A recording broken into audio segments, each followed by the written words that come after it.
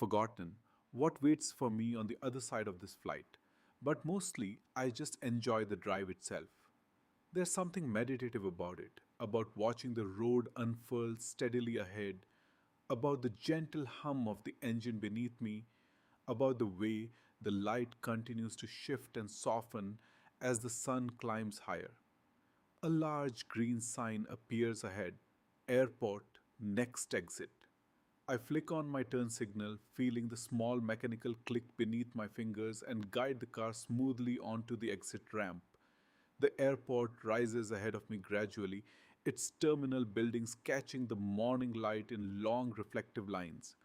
Planes are visible in the distance, some parked at gates, others taxiing slowly along runways, their shapes sharp and metallic against the pale sky.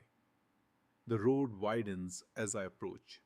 More lanes appearing, more signs directing traffic toward departures, arrivals, parking. I follow the signs for departures, my pace slowing as traffic increases slightly, other cars pulling up to curbs, doors opening, suitcases being lifted from trunks.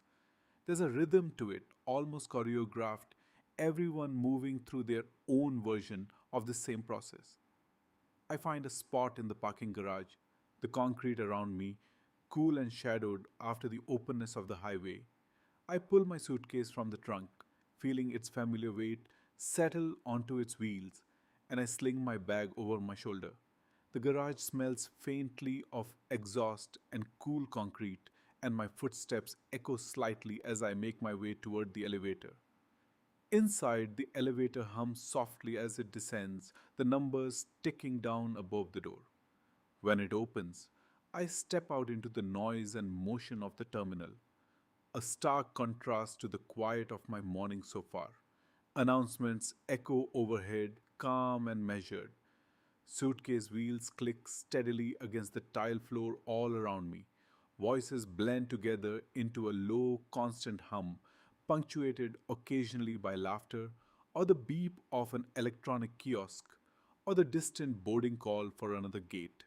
Despite the busyness, there is a kind of order to it all, and I move through it slowly, unhurried, letting the flow of the crowd carry me gently toward the check in counters. The line at check in is short this early. I set my suitcase on the scale, watching the number blink into place.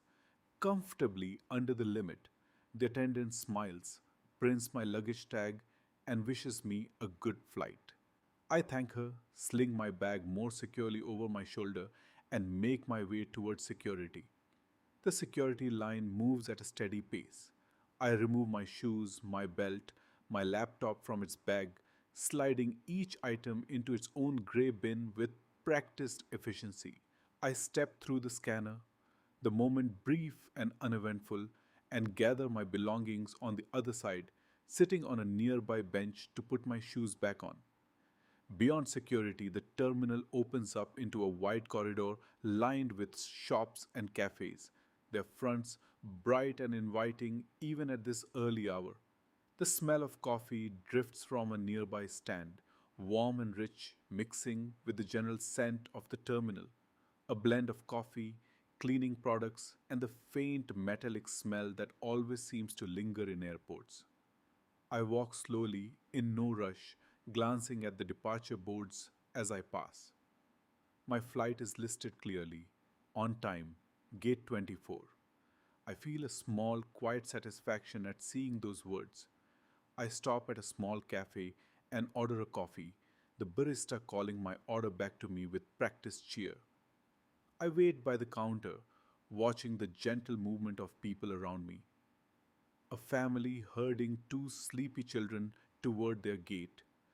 A businessman typing quickly on his laptop while balancing a bagel in one hand, an elderly couple walking slowly, hand in hand, unhurried despite the bustle around them.